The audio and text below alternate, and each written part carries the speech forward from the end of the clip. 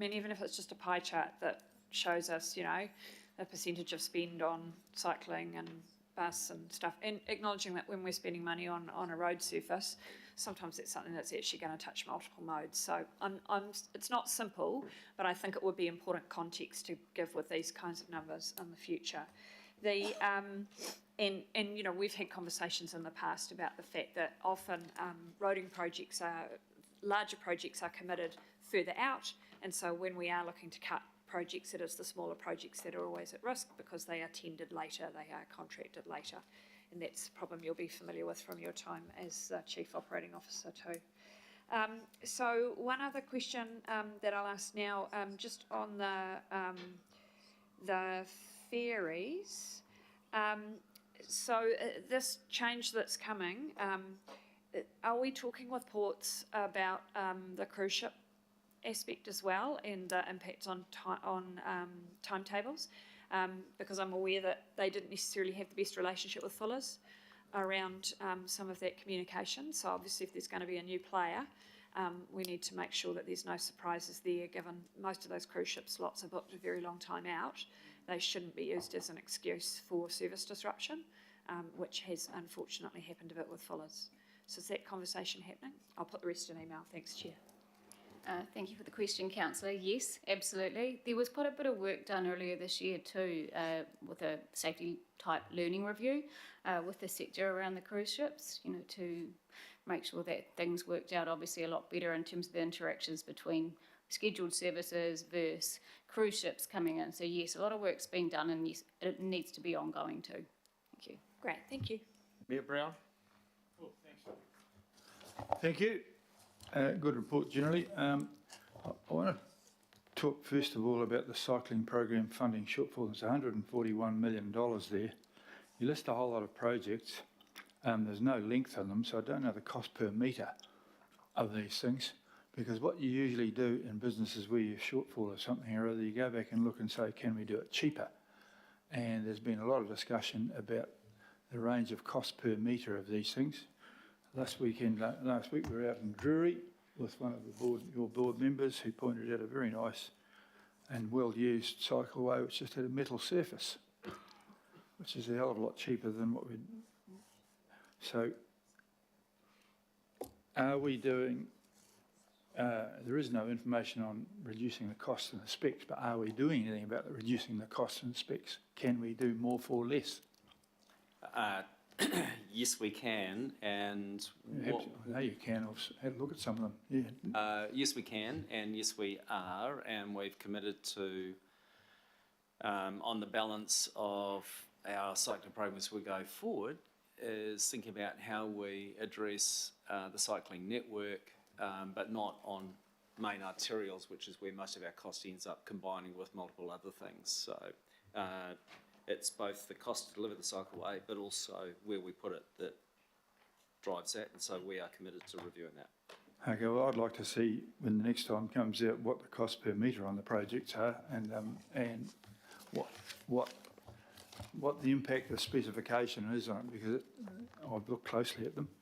The other two bits that I'd like to ask to see if I could have a regular thing. Oh, not just cost per metre, cost per rider would be good too, because the whole point of the cycle network is to reduce environment, but also have an impact on greenhouse gases. But we all know that the best greenhouse gas impact is to shove more people on buses, and you are doing that, so that's good.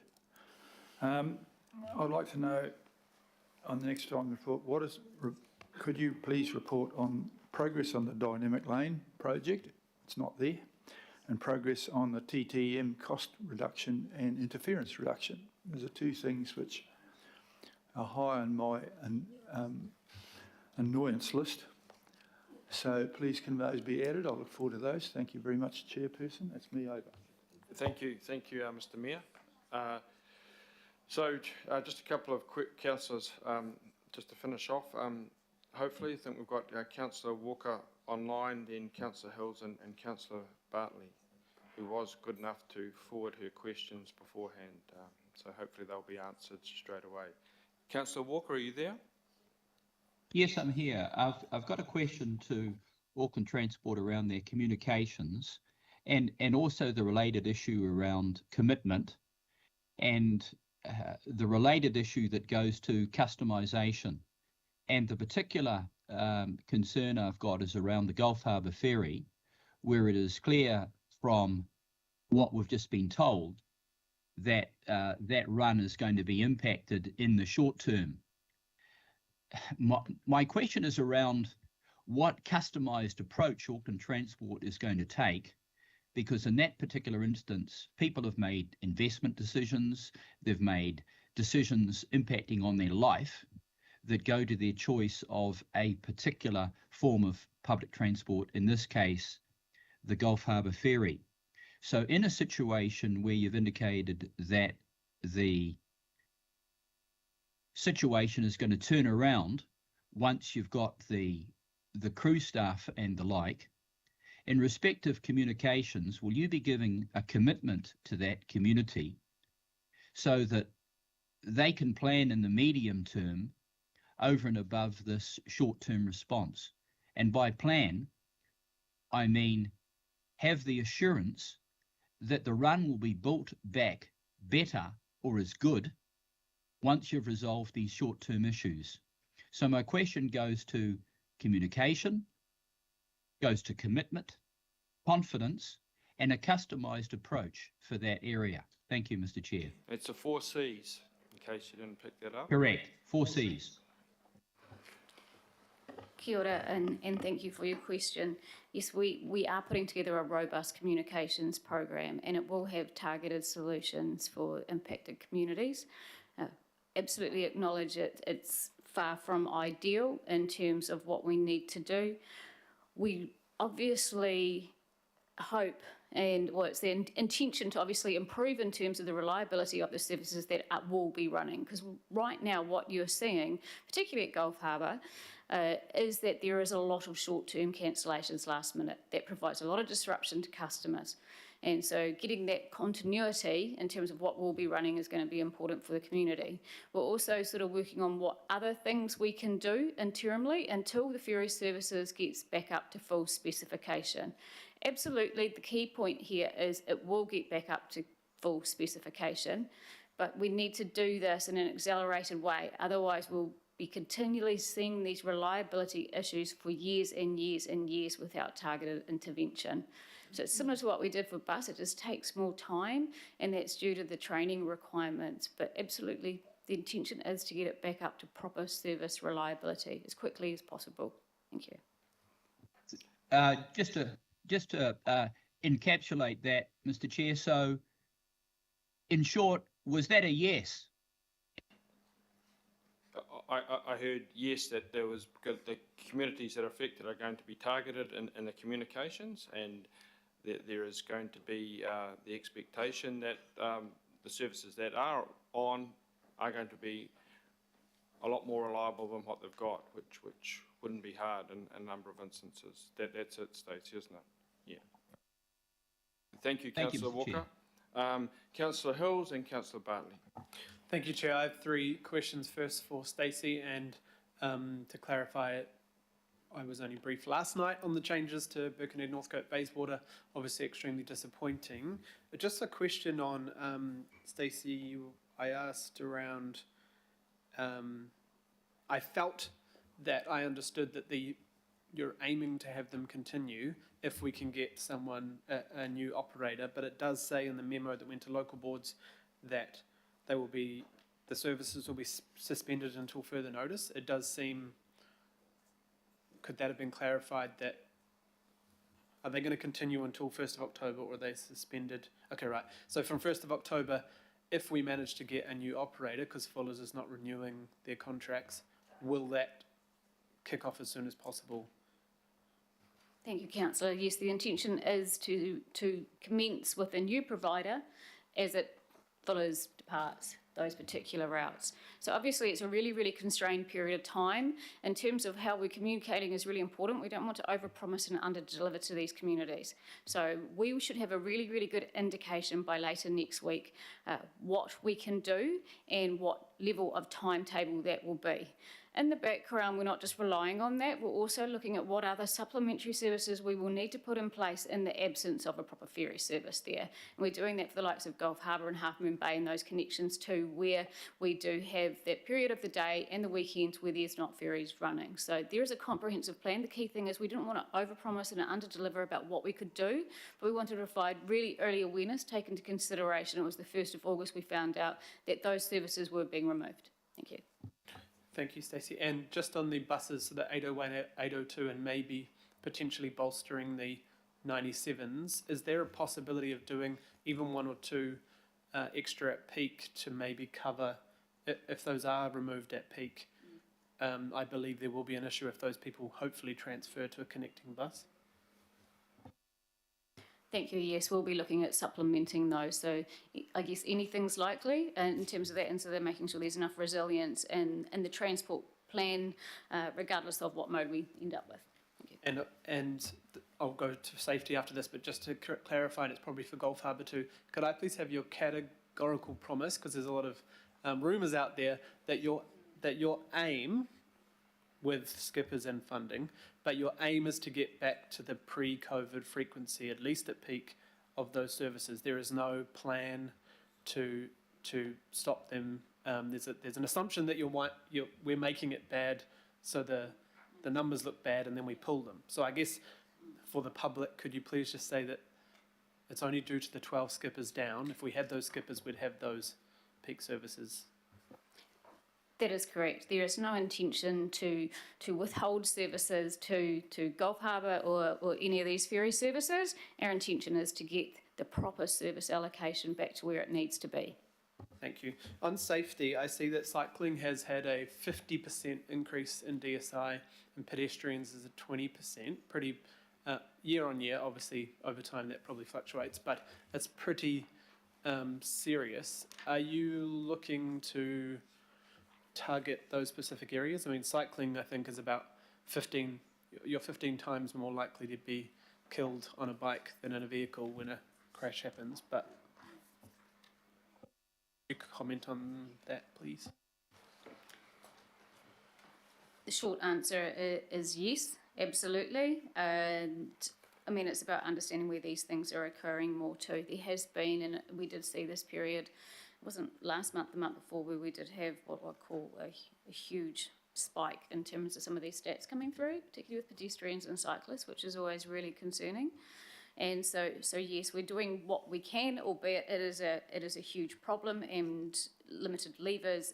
One of those key things, and I do stress this, is about community acceptance of change, and that requires, everybody to be on board with it. These things such as katoa ora in terms of safe speeds around schools, these are hard things to solve, and community acceptance is a really big thing about us actually making a fundamental difference here. Cool. On the safety projects, and I did ask this question a couple meetings ago, and it was confirmed that even if local boards opposed safety projects, it was the board's responsibility to still put those in. I'm seeing instances where that's not the case, that opposition business associations or local boards opposing things, you then pull them out. Who's responsible for those deaths? I think of Levi James again. The judge said that actually the community, the highest submission rate on that Royal Oak roundabout was to add cycle safety, and Auckland Transport decided not to, and then someone died there. So what do we do when there is opposition and we pull out of safety projects based on evidence? Because I'm worried, I'm still unsure where the responsibility sits if we have evidence we need to put in safety projects.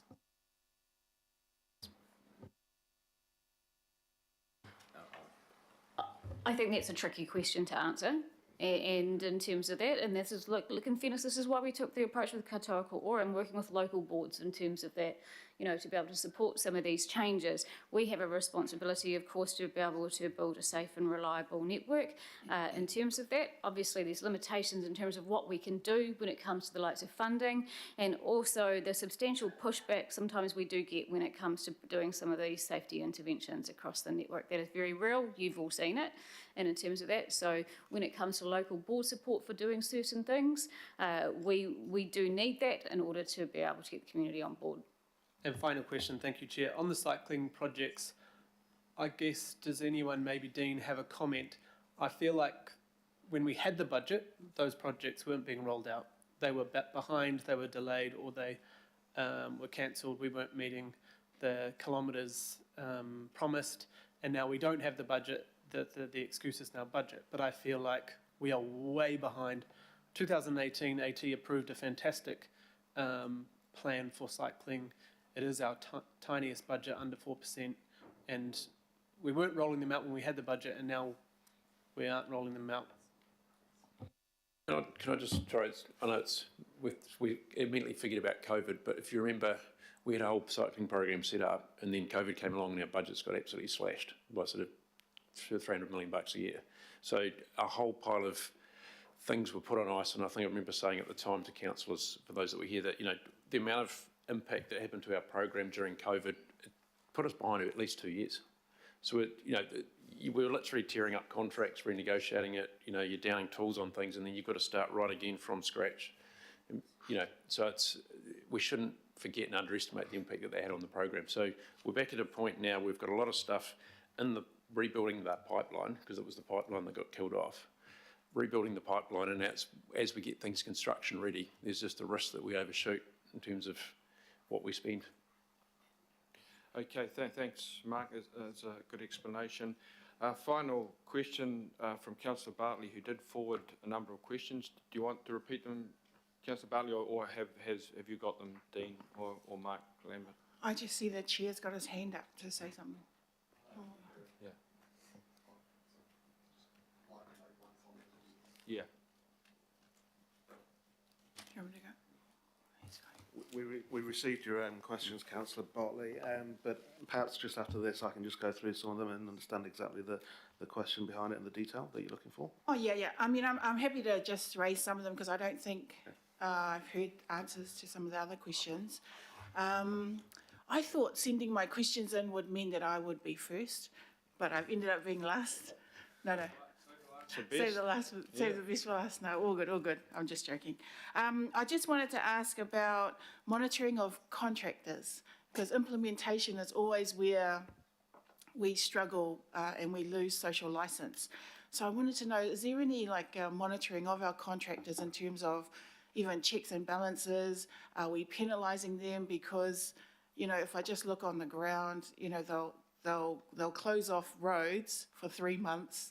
And then when the community pushes back and tags us on Facebook, and then all of a sudden they didn't need to close both roads and they can finish it before 3 months. So I'm just wondering, are we on them? I think there's more to do. When I was talking about the maintenance contracts, I mentioned we have the monthly operational meetings with them, which is about performance and about KPIs and about abatements and reward payments. We have 3 monthly governance meetings with each of those contractors as well, and we do quality monitoring out on site.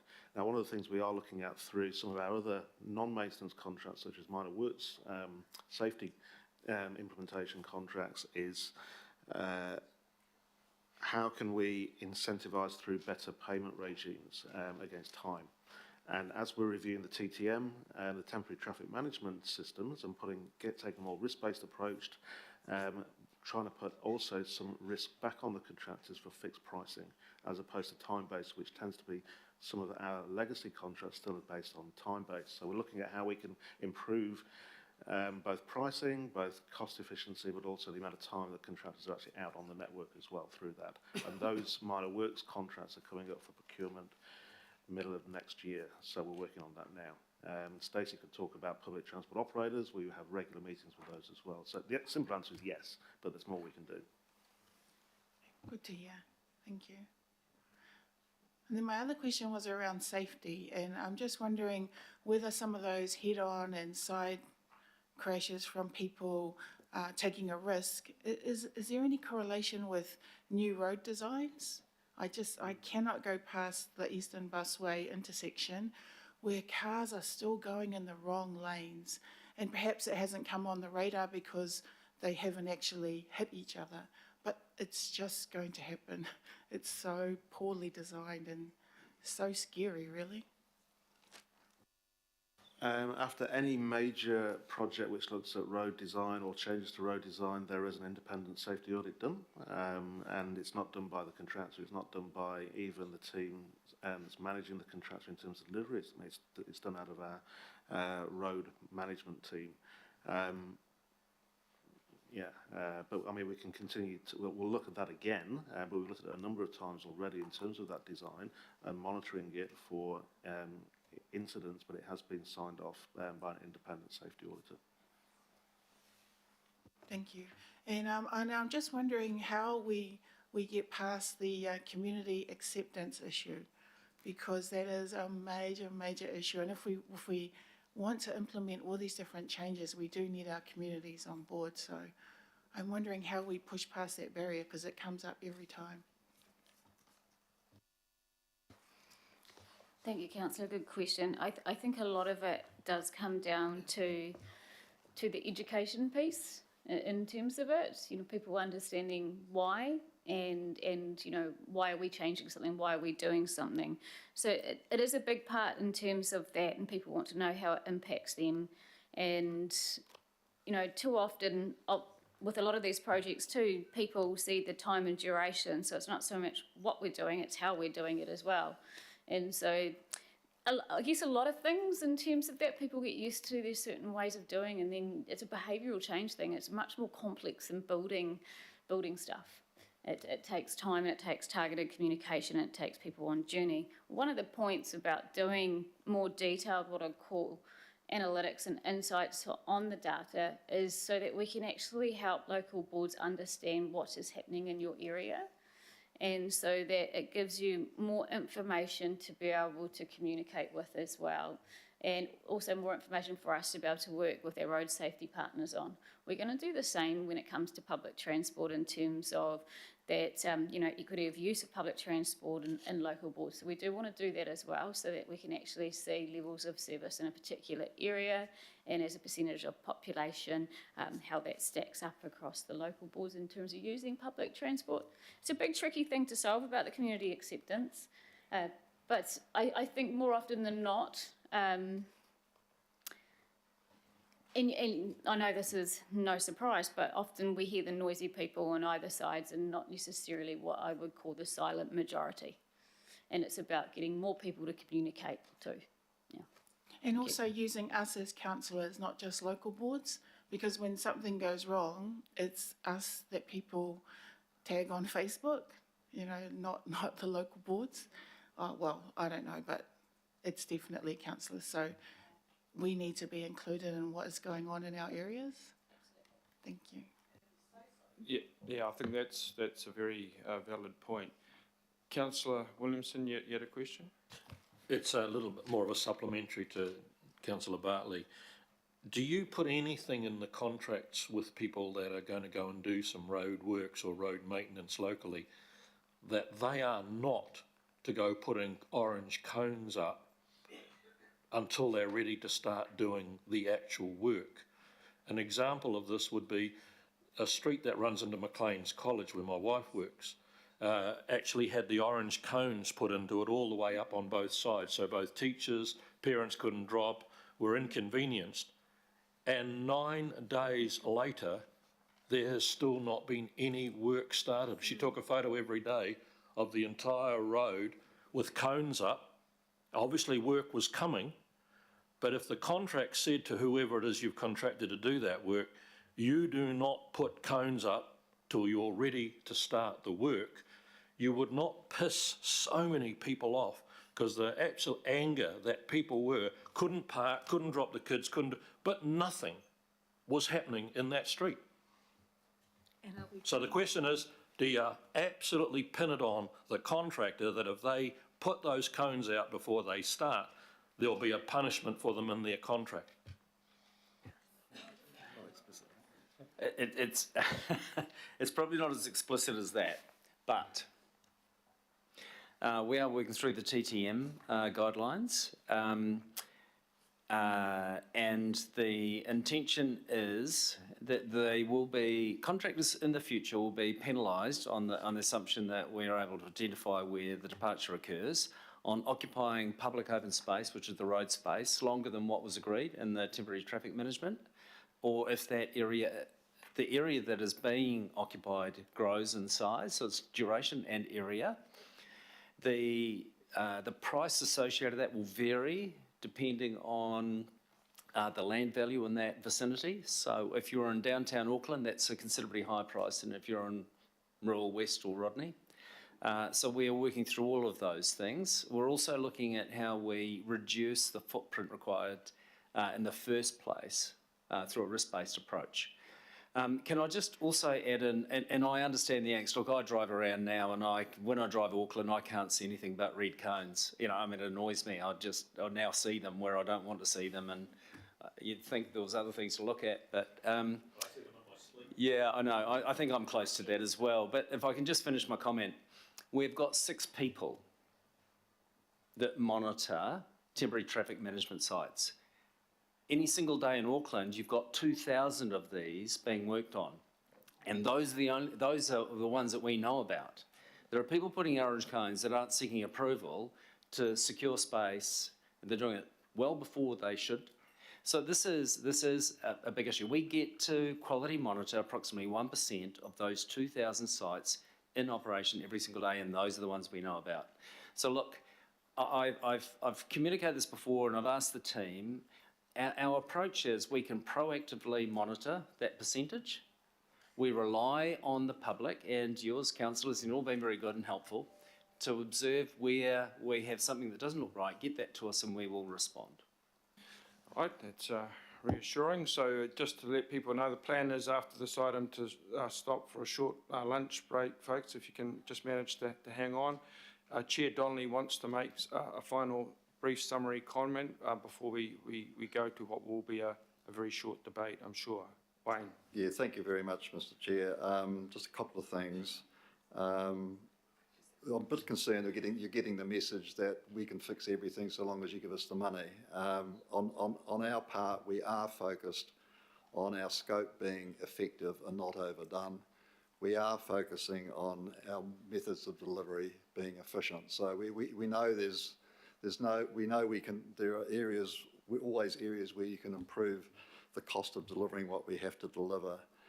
Right at the moment, we're in a position where we're heavily committed to some big projects, all supporting big projects, and add to that the cost of dealing with the storm damage, etc. And unfortunately, that's just taken out all the capacity to do the smaller projects. So how we get through that, I'm not sure. I know we've got a GPS coming. Wouldn't it be great if they offered to take over some of the Eastern Busway funding and give us the headroom to get the things that community wants done? But we're actually locked into that situation at the moment, and it's difficult and it's frustrating. Just talking about sort of emissions and what are we doing about that and all the rest of it, I think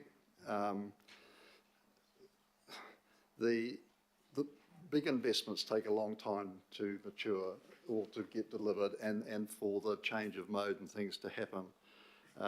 So if we're wanting to make progress, in short answer, frankly, the answer is not in big infrastructure at the moment, it's in other things. And that's about dealing with our 500,000 households and our 200,000 businesses and say, can you think of ways where you can help reduce emissions in Auckland, and what can Auckland Transport do to help do that? And a lot of that would come through local boards. But frankly, at the moment, we're having to talk with local boards as we haven't got anything in our pocket to help them do what they want to do. And so it comes back to that same issue. So it's a difficult conversation to have with local boards at the moment. We're casting it as we are really trying to be able to facilitate and do the more local stuff in the coming after we get through this year. But even that's not the way to do that is not yet obvious.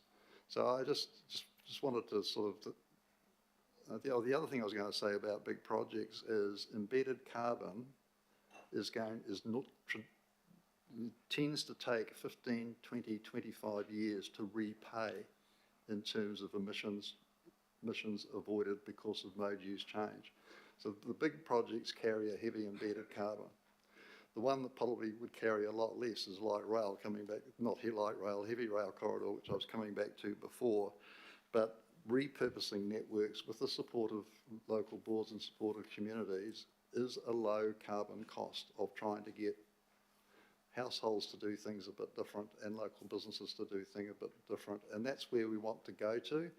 At the moment, I'm not seeing a mechanism by how we can get there. So I'd just like to share that frustration with you, because I didn't want to get you to get the message, all we need is big dollars and we can solve everything. I think there's a bit of a pivot to happen too in terms of how we work, okay? Okay, thank you, Chair Donnelly, and thank you to all the Auckland Transport team today for your presentations, much appreciated. If you don't mind, you can now maybe go to the safety of the seats behind you. What will be a pretty short debate.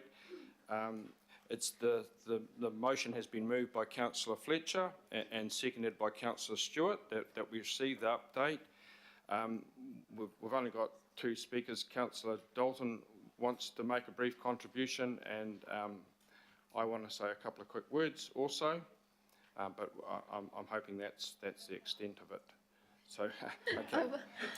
Thank you, Chair. I will be quick. I didn't want to preamble my question before, and it was really just to thank everyone for coming and speaking to us today, and good to see you, Kathy, and for being here around the environmental side. And thanks to Richard Harrison for his regular emails. They're really, really helpful, and congratulations on resolving the bus driver shortage. It's what a big job that was for you. And also, thank you for ensuring public transport was really seamless during FIFA. It was so important to our city. I want to acknowledge, as I said when I asked the questions, actually, the increase in the performance in your metrics, because it's been hard. I mean, you've had 3 years anyway, of cuts, budget cuts, driver shortages, now you've got worker shortages because your budgets have been cut again.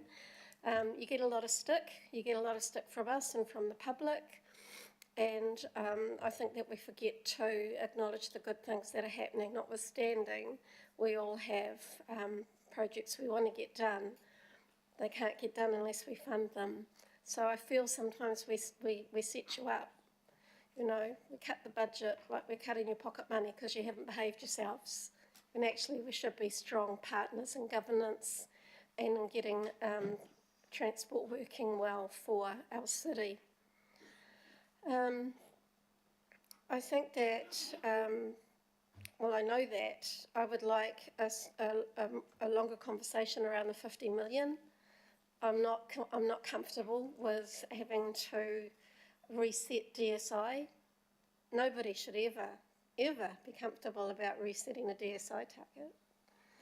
And I'd like to know how we can show a commitment to Auckland Transport and to our city that we are still going to roll out the horrible speed calming devices that people don't like. But I can tell you, as the area that has one of the highest DSIs in Auckland, they have reduced death and serious injury amongst our population. And they do work, and they are annoying. And I've had to change the way that I drive around town too, and really shift my mindset to just slowing down, because that's the whole point, just slow down and keep everybody safe. So thanks for all your work. I know we've still got a lot ahead of us to achieve, and I hope that we achieve that together. And I look forward to speaking to that in the further two items around the RLTP and the SOI. Kia ora, Chair. Right, Councillor Fletcher. Thank you, Mr. Chairman. From my perspective, this is the most important work we're undertaking on this council, and therefore I'm very grateful that you have allocated us sufficient time today for councillors, elected members and the Independent Māori Statutory Board to understand the level of complexity and those priorities that we need to be focused on. I particularly would just briefly like to pay tribute to the acting chair, Wayne Donnelly. He brings incredible experience in terms of the work he has undertaken and the weighting that he's put on to us today, which in my language is finishing off what you've started, is a message that we should take on really closely and heed.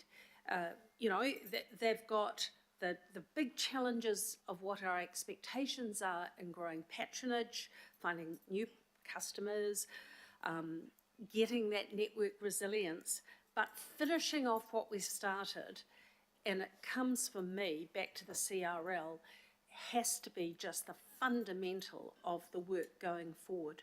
So I think that we are fortunate to have a person of the depth of experience, and also with the incoming CEO, he brings enormous experience there, and the time that I'm putting into Auckland Transport along with yourself, sir, as chair, I am really impressed that there is a culture change that is taking place, that Auckland Transport is working in every way to try and find some alignment with the reset priorities and objectives that we are putting forward. So I'd just like to close again on paying tribute to the acting chair and his board, and we've only just scratched the surface today on a lot of the work that's being undertaken, but there's some pretty big challenges ahead, and I want to thank them very much.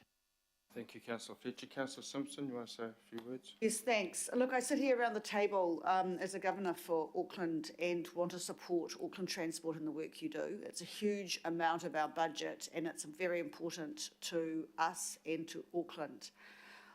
What I struggle with is when you promise to a community to deliver something and then you come on the month it's supposed to be delivered and tell us that you may not be able to deliver it. That's hard. It's hard for us to accept that change at the ninth hour. We shouldn't have to hear it from the community who hear it from someone inside of Auckland Transport. We should hear it first. I absolutely support Councillor Fletcher in her support for the acting chair. Wayne, thank you very much. And I actually support Councillor Bartley, because communicating with your councillors as the decision making for the relationship that we have with you and the budget and stuff first and foremost is a priority. You have to finish what you start first before starting something else. You have to do projects that are desperately wanted by community, leave alone the ones that people don't, and deliver on what you say. How you do that is your problem. If you've come to us with ways to help fix it, fine. But Wayne's right. It's not just money, but you cannot promise and not deliver. It puts us all at risk, and that reputational risk for Auckland Transport isn't good now, and it's not going to be helped by that kind of decision making. We collectively have to do better. And I think you have to take that on board and find a solution. Thank you. Councillor Hills. Kia ora, thank you, Chair. Just briefly on the bus drivers, just phenomenal news, and apologies to Joe and the comms team. I didn't realise I was actually leaking that good information the day before that you put that information out. I was just so stoked to go from 576 or 579 drivers down before Christmas to wiping that out. So that's fantastic news, and congratulations to everyone involved. On the FIFA, just phenomenal. Got so much good feedback. I took the train and bus both ways to games, and it was just great atmosphere, but all the staff along the lines, the safety, it felt just seamless, and got lots of good feedback from people, especially from people who don't usually take public transport, who are surprised how good it is, and hopefully those people continue to use the network after that. Just briefly on the cycling and the climate, and the safety, we talk about people not being clear if they're in favour of those things, but the last RLTP, that those feedbacks and themes came back the strongest. Safety was a huge priority, especially around schools, climate, environment, public transport, cycling. So we know that the community wants those things. Yes, there's a cost, but cycling and walking is our smallest budget overall, and I take cost of living and the COVID and everything, disruptions, yes, but for years and years I felt like we have had excuses around the cycle projects. To the Mayor's point around making them cheaper, you did try that, but politicians went and stood around concrete separators. That was our cheapest option. Those have been in Nelson Street for 10 years maybe, and never had an issue. So there are things that you're trying to do, but as you say, politicians then tell you to don't do the expensive option, don't do the cheap option. So that makes your life harder. So we need to step out of the way, especially when we're looking at 50% increase in cyclists' death and serious injuries and 20% on pedestrians. That's just not good as governors of the city.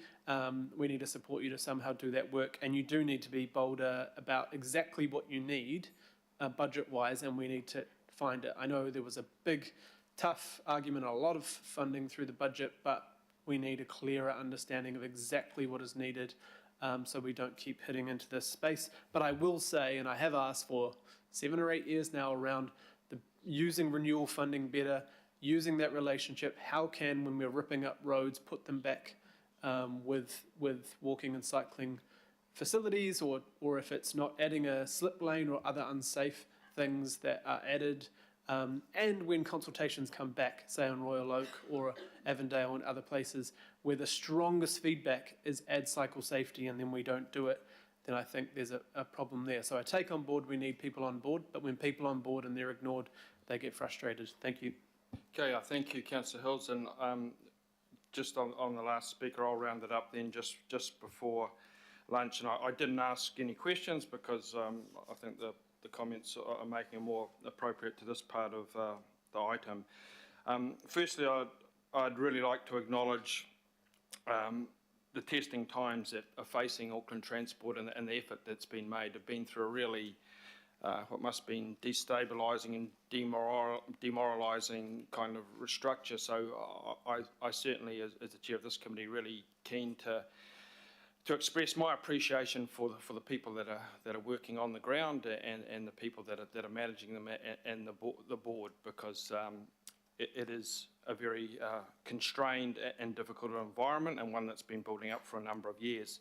In that respect, one point I certainly did want to draw out and that other councillors have referred to is the performance of Auckland Transport during this Women's World Cup. There was 9 matches at Eden Park, each one of those virtually a sellout crowd, all converging on the one area. Each match a pretty significant logistical exercise in itself, and to say that the way that it was handled was impressive, and in many respects a continuation of what has been the standard since the start of the Super City. I've been going to events and I've seen people like Mark Lambert out and about on the nights supervising things down in the waterfront. At least that's what I think he was down in the waterfront for, but out on those match nights. So I think it is really appropriate to really make a specific point of that,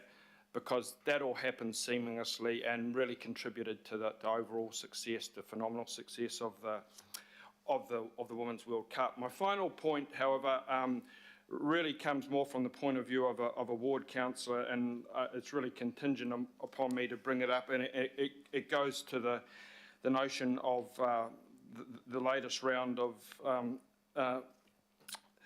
attempts to deal with the ongoing ferry crisis, and I say this because it's unfair in many ways to subject Stacey to a grilling, because she's just come in here, she's picked this up and is making some pretty meritorious efforts to try and come up with something that's better than what we've had. However, having said that, in the last little while I've been to public meetings of 300 and 400 people who are turning up to meetings in Gulf Harbour as a consequence of the shortcomings of their ferry services, which for this month are running at over 50% cancellation rate. I don't think anyone in this room or any person in Auckland Transport would be catching any form of public transport if it only turned up 1 out of 2 times that it was scheduled to. That's the reality down at Gulf Harbour, and unfortunately it follows on from a rather unimpressive sequence of events over the last 18 months. There was a big meeting in October last year during the election, at which Fuller's personnel and AT staff turned up as a consequence of the the challenges in the service as it was then. Things got better for a little while. Before then, they deteriorated once again. And in February, we had a meeting of this committee where there was significant attention drawn to the ferries, not just in Gulf Harbour, but in Devonport and Waiheke as well. In Gulf Harbour, it got better for a little while. Then it went back to what it was. In fact, it got worse. During the RPTP period, we had the latest kind of response there, whereby there was a proposal to, in 4 years' time, to actually withdraw that service. So at these meetings, which people are turning up to in my ward in massive, unprecedented numbers, there's some comments being made, and basically the comments, this is from the people themselves, and with a 50% cancellation rate, it's hard to deny that the services are being run down, that the cancellation rate is chronic, and that at some point in the future, where the patronage predictably folds, then there'll be some proposal to reduce or remove services. That's what people who catch those services think, and they have every reason to be thinking that.